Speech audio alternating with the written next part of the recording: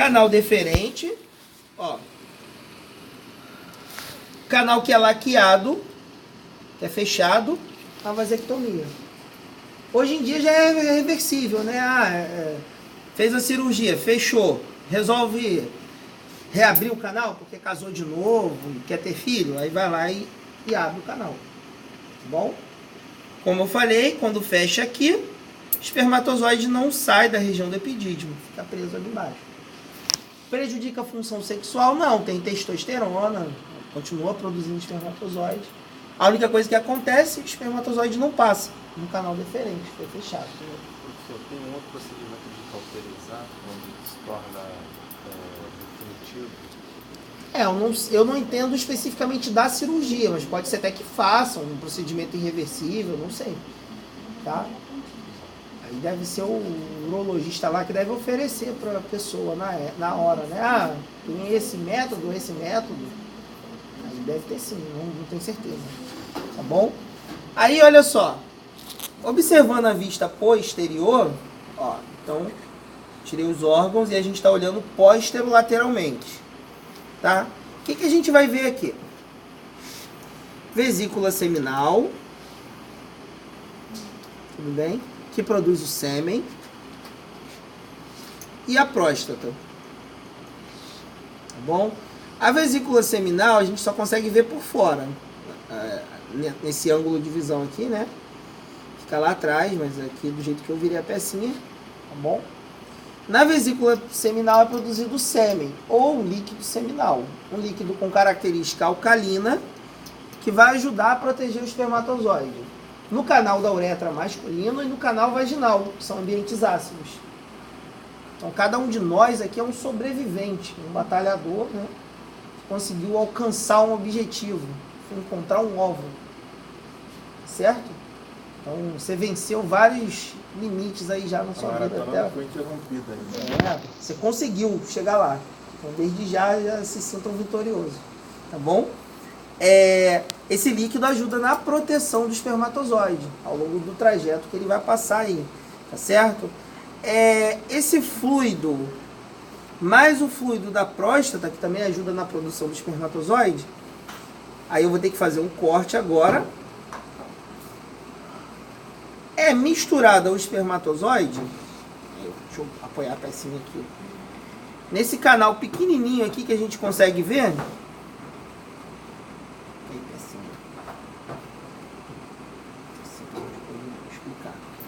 Esse canal pequenininho que fica por dentro da próstata. Que é o canal ou ducto ejaculatório. Esse aqui. Bom? Então, pequeno. Nesse canal aqui acontece a mistura. Sêmen, líquido prostático, espermatozoide. Tá bom? Depois disso, o espermatozoide e esse fluido, né? Ou seja, a ejaculação segue aqui por esse canal, que é a uretra. Que é a via comum para a urina e para ejaculação. Certo? A uretra tem divisões, eu não vou cobrar divisões de vocês. Uretra, simplesmente. Tá bom? É importante, durante o ato sexual, acontece um aporte sanguíneo maior ao órgão de cópula, que é o pênis, e a região. Isso automaticamente fecha o ósseo aqui que liga a bexiga ao canal da uretra. Por isso que normalmente você não vai urinar ali durante uma excitação sexual. E se for urinar, vai ter que fazer muita força. Se a pessoa for urinar. Por quê? Porque a musculatura aqui recebe um aporte sanguíneo maior e esse canal fecha. Por quê? Porque a urina é completamente prejudicial ao espermatozoide. Tanto que tem esses fluidos justamente para ajudar na proteção. Porque você tem uma uretra aqui ácida. Então um fluido alcalino protege o espermatozoide conforme ele passa aqui. O canal vaginal também tem um ambiente ácido, tá bom? Então esse fluido ajuda a proteger o espermatozoide lá no canal vaginal, certo? Tudo bem, gente? Em relação ao pênis, que é o órgão de cópula masculino, né? O órgão que permite o ato sexual, eu tenho o corpo cavernoso, essa região aqui azulada, e o corpo esponjoso, tá bom? são as regiões que recebem o aporte sanguíneo durante a ereção. Tudo bem? O corpo esponjoso tem duas dilatações. O bulbo do pênis, que fica na base do pênis, junto aos músculos do assoalho pélvico. E a glande, que é a extremidade do pênis. Certo? Aqui na peça não dá para ver, mas a glande fica recoberta por uma pele, que se chama prepúcio. Tá? Essa pelezinha que recobre a glande tem que ser vista com cuidado, porque em algumas pessoas ela pode não ser complacente. O ideal é que ela tenha uma elasticidade. Se ela não tiver elasticidade, normalmente a mãe e o pai já visualizam isso desde pequeno. E o pediatra, inclusive, o ideal é que ele mande fazer uma cirurgia. Tá? Esse quadro normalmente é chamado de fimose, né? Então, quando a pessoa chega à vida sexual, o perigo é o seguinte: ter a ereção, a glande não ficar exposta e se romper essa pele, gerando um machucado, gerando problemas aí durante a vida sexual do indivíduo, tá bom? Então, normalmente se faz a cirurgia para essa correção quando criança ainda. Tem algumas religiões, como a religião judaica, que faz a retirada dessa pele do prepúcio por um mito religioso e tal, mas ela pode ser feita também em situações quando tem um perigo para a saúde do indivíduo, sem contar a higiene, né? Então, em relação à higiene, se esse indivíduo não tem essa pele conseguindo se expor a glande, tem que se acumular sujeira na região da glande. Então a pele recobre aqui. Se essa pele não desce, o ambiente aqui pode ficar sujo, ter desenvolvimento de bactérias, chegar a câncer, e aí a pessoa vai ter um problema maior. Tá bom? Um dia desse, por exemplo, a funcionária da limpeza lá em Nova Iguaçu veio falar comigo. Ela, poxa, Léo, meu filhinho tem 8 anos e a pelezinha do pênis dele não desce. Ele já tá ficando um rapazinho, né? Daqui a pouco eu consigo fazer alguma coisa. Eu falei, não, a pediatra já tinha que ter te orientado. Provavelmente ele vai ter que fazer uma cirurgia para corrigir isso. Senão ele pode ter problemas quando começar a vida sexual. E orientei. Então a gente, como profissional de saúde, precisa entender esses detalhes, né? Principalmente a galera da enfermagem, porque vai precisar orientar a população em relação a isso, tá bom? Então é importante chamar a atenção para isso. Tá certo, gente? Então um alfinete aqui, glande. Se eu marcar glande, eu marco por fora. Pecinha virada.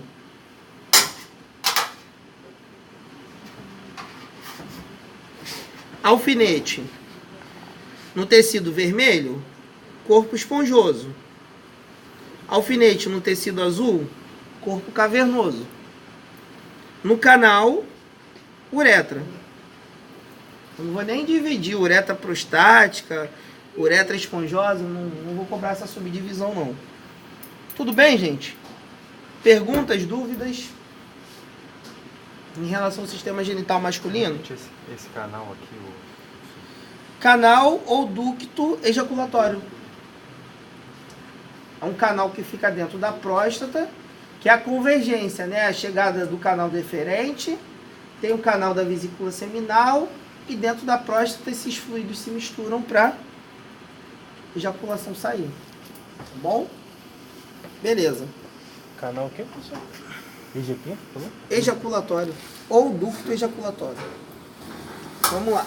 Professor, Oi. no caso da... Tá bom? Alguém pode pegar minha garrafinha de água lá na frente, por favor? Dá uma água, senão a garganta vai começar a arranhar aqui. Eles ficam organizados dessa forma na pelve, tá? Então eu tenho o útero aqui, tá? Em relação ao útero, eu não vou destacar coisas no útero aqui, igual tá o adesivinho colorido aqui, o adesivo. Eu vou simplificar as coisas, uma vez que a gente não tem tempo de trabalhar tão detalhado assim, tá? Órgão útero. Aqui a gente visualiza os ovários, essas estruturas em amarelinho aqui dentro, tá? Ovário. O ovário é amarelo. Deixa eu tirar a peça pra gente poder ver melhor, uma vez que a gente já viu. Então olha só.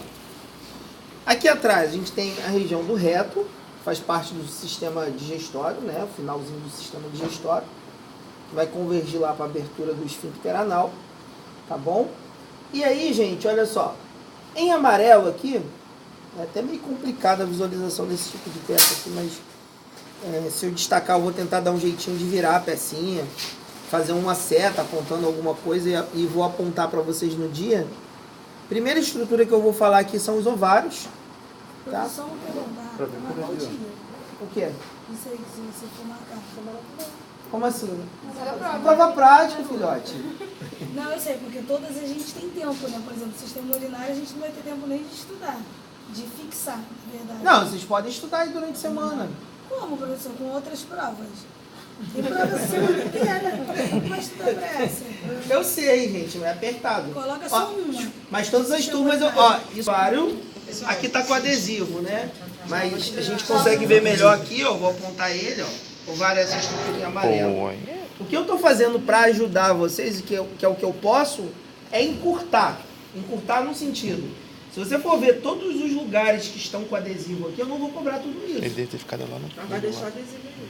Não, vou deixar, mas eu tô falando o que pode cair, que são menos estruturas do que normalmente a gente cobra.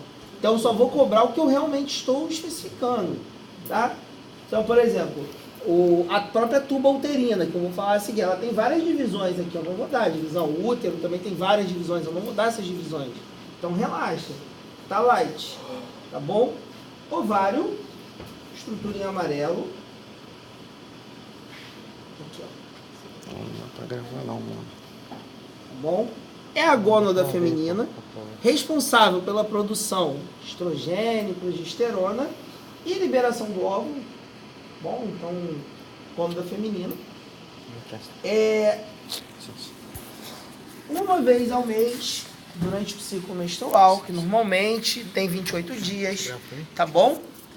É liberado um óvulo, tá certo? E esse óvulo é recolhido pela tuba uterina. Então, se você buscar vídeos na internet, você vai ver. Existe uma estrutura que se chama fímbria da tuba uterina. Parece uns pelinhos. O que eles fazem? Assim que o óvulo é liberado, a fímbria faz isso aqui. Cata o óvulo e puxa ele. E aí esse óvulo passa pela região da tuba uterina. Tá bom? Então, o canal da tuba uterina seria essa região aqui, ó. Eu vou virar o banquinho para vocês poderem ver. Tuba uterina. Ó. Onde eu estou passando aqui. Certo? Então, o óvulo se desloca aí. São os dois canais? Dois canais, dos dois lados. Só que assim, no meio, só um dos ovários que libera óvulo. Não acontece de liberar óvulo dos dois. Ah, professor, um mês um ovário, outro mês o outro que libera o óvulo? Não, não tem regra para isso. Tá certo? Então, o óvulo passa na tuba uterina. Esse período aí pode levar de 1 a 3 dias, dependendo da mulher. E é nesse período aí que a mulher se encontra fértil. Nesse período aí de 3 dias.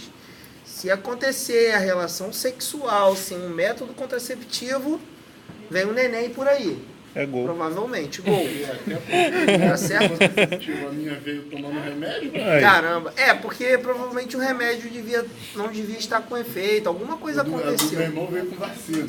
É. O gênio da família Porque- é muito forte. Alguma coisa aconteceu de errado, por quê? O que o anticoncepcional faz? Aí eu já posso falar antes que alguém pergunte, né? Qual é a função do anticoncepcional? Ele faz com que a mulher não ovule. Então, provavelmente, algum ajuste estava errado, tá bom? Não tinha ajustado um ciclo, tomou o remédio fora do tempo, tá? Então, alguma coisa aconteceu. Tomou o remédio e enjoou, fez vômito e botou o remédio para fora.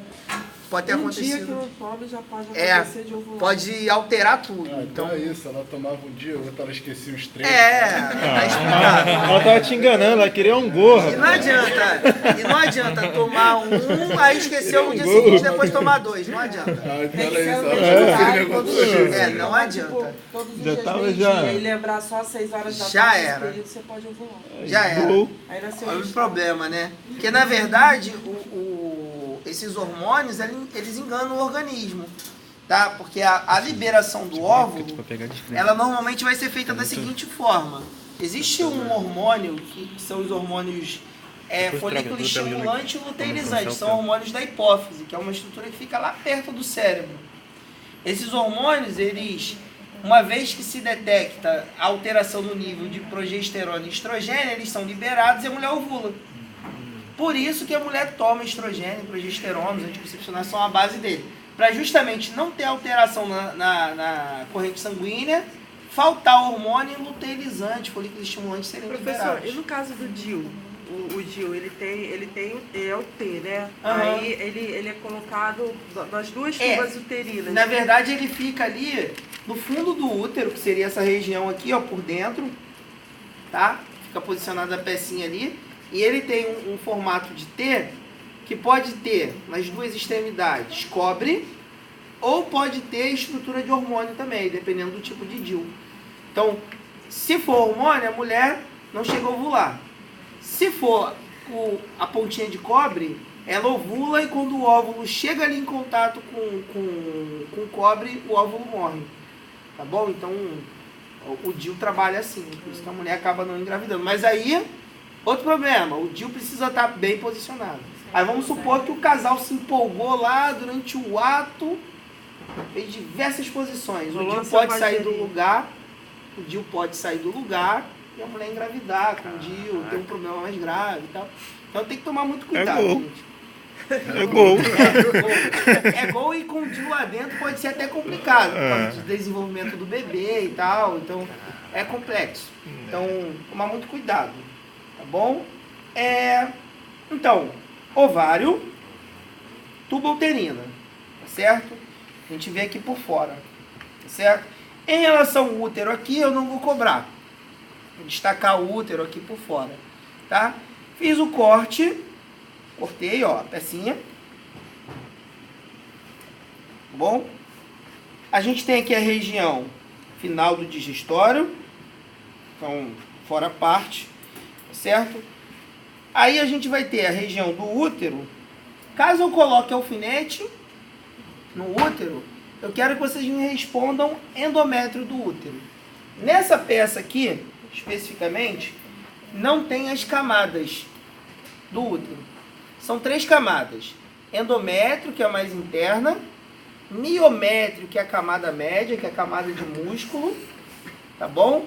E tem o perimétrio, que é a camada mais externa. Perimétrio não, epimétrio. Perimétrio seria mais externo ainda, tá?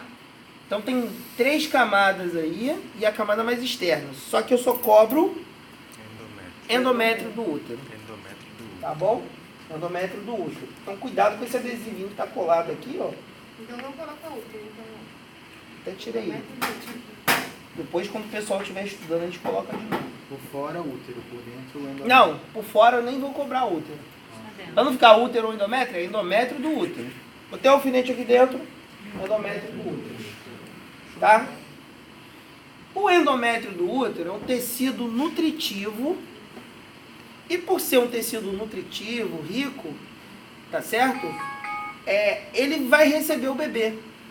Então, fecundou. Encontrou óvulo, espermatozoide. O espermatozoide chegou até lá na tuba uterina. O que acontece? Fecundação, o óvulo desceu, se fixa aqui. Se desenvolve. Essa camada do endométrio se transforma na placenta, o bebê se desenvolve aí dentro, durante 9 meses e nasce. Se por acaso o óvulo não foi fecundado, o que acontece? Menstruação, a descamação da parede. Por quê? Porque essa parede precisa ser nutritiva e ter uma qualidade top para receber o embrião humano. Então, por isso que a mulher menstrua todo mês, é por isso. Tá bom? Então, o motivo dessa descamação é o quê? Esse tecido precisa ser um tecido sempre renovado. Porque vai virar, quando tiver que se desenvolver um bebê, a placenta, que é um tecido muito importante para a nutrição do bebê. Tá bom? Então, tem um endométrio com uma região importante. A mulher toma um anticoncepcional. Ela para ali e menstrua. Por quê? Para renovar esse tecido mensalmente. Se a mulher não quiser menstruar, ela não menstrua. Ela conversa com o médico, toma o remédio e fica sem menstruar. Isso pode gerar algum problema? A princípio não. Só que, por exemplo, quando ela quiser engravidar, ela vai ter que parar de tomar o remédio alguns meses antes de engravidar. Para quê? Para não ter risco de engravidar e perder o bebê, porque o endométrio não está tão nutritivo quanto deveria. Tá bom? Então o risco seria apenas esse. Então a mulher pode ficar aí 6 meses sem menstruar tranquilamente, ou mais, se ela quiser, se for opcional dela. Tá bom? Então, quero engravidar. Aí o médico vai falar, corta o anticoncepcional, espera 3 a 6 meses para poder engravidar. Para quê? Para essa parede uterina se renovar, o endométrio se renovar. Certo? Tudo bem, gente?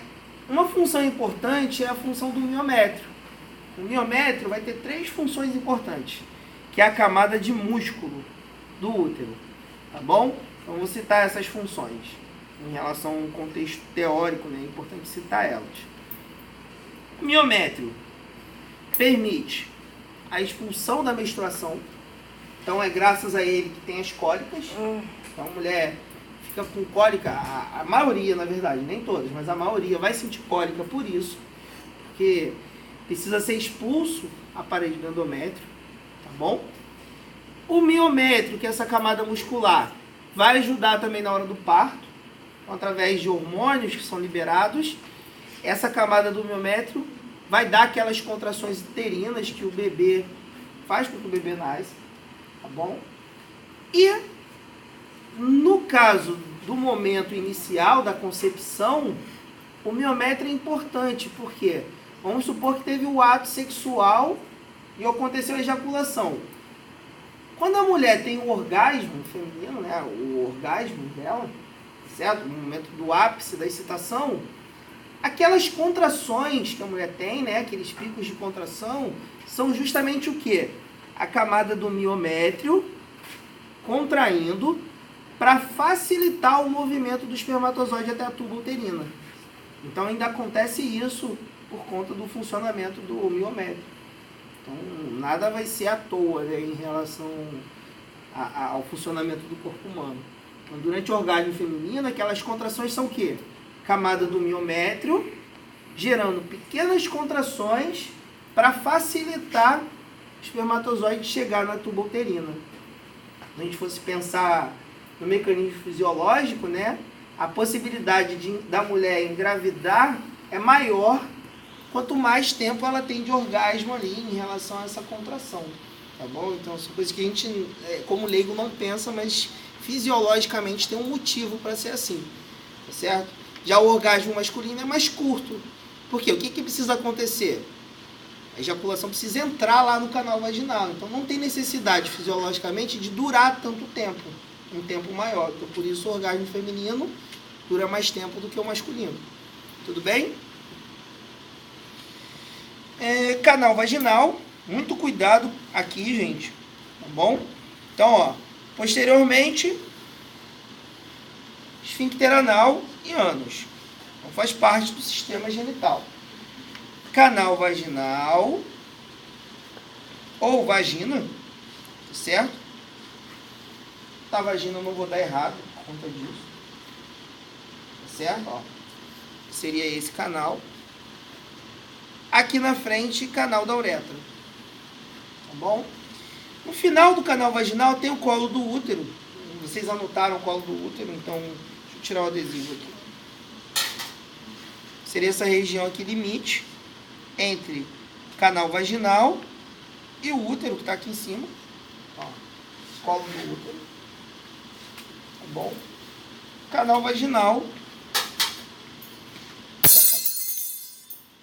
Essa região aqui. Canal vaginal tem em torno aí de 10 centímetros. Durante a excitação sexual, recebe um aporte sanguíneo maior. Tá bom? A espessura do canal tende a ficar mais apertada, porque recebe um fluxo maior de sangue. Então, assim como o pênis tem tecido erétil, internamente o canal vaginal também se entumece com mais sangue, certo? Para receber o órgão de cópula masculino. A parte de entrada do canal vaginal, os centímetros iniciais, tem ligação com o clitóris, tudo bem? Então, muitas das mulheres também têm uma sensibilidade maior no terço anterior do canal vaginal, os 5 centímetros iniciais. Até porque o clitóris, na pecinha, seria essa pontinha aqui, ó. Vou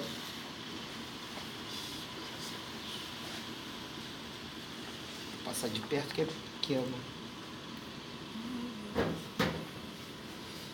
O clitóris, ele não é apenas essa pontinha. Aqui, ó. Pontinha vermelha, tá?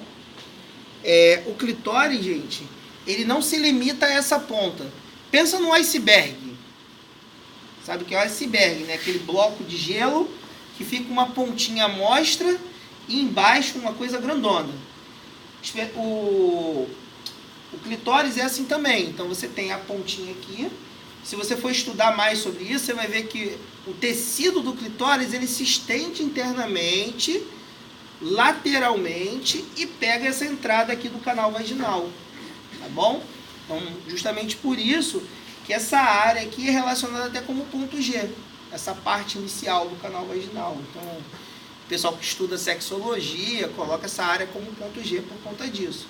Mas, na verdade, hoje a ciência já sabe que é porque o tecido do clitóris ele se estende pegando lateralmente a região aí de entrada do canal vaginal.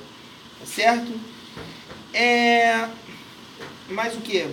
O canal vaginal também apresenta glândulas vestibulares, que não dão para ver aqui, não é destacado aqui, mas essas glândulas pequenininhas produzem um muco vaginal, que é normal, precisa existir esse muco, e durante a excitação sexual acontece um aumento na produção dessa secreção, inclusive funcionando como lubrificante. Homem também tem glândula vestibular e também produz o muco, que fica ali dentro do canal da uretra, e acontece a mesma coisa durante a excitação sexual, tá bom? Em relação à parte externa, deixa eu a pecinha. Higiene externa. Aí a gente tem que olhar a pecinha assim, né? De frente. Tá bom? A gente vai ter um monte púbico aqui, ó. Então, ó. Pecinha aqui. Assim, né? Tirar e virar para vocês. Monte púbico, que é onde tem os pelos pubianos, que inclusive tem função na proteção dos órgãos genitais. Claro, né? Hoje o humano utiliza roupas. Então fica a critério da mulher ter pelo na região pubiana ou não, assim como o homem também. Mas tanto no homem quanto na mulher, o pelo ajuda na proteção dos órgãos. Então imagina o homem primitivo selvagem, que vivia lá na selva, tinha inseto e etc e tal. Precisaria dos pelos de uma forma maior para a proteção dos órgãos genitais, tá bom? Em relação a essa área mais baixa, junto ao monte púbico, a gente chama essa região de vulva, região como um todo, né? E aí, em relação a essa parte aqui, nós vamos ter os lábios maiores e os lábios menores. Então, lábio maior, lábio menor. Lábio maior e lábio menor ajudam na proteção. Clitóris, da uretra e do canal vaginal.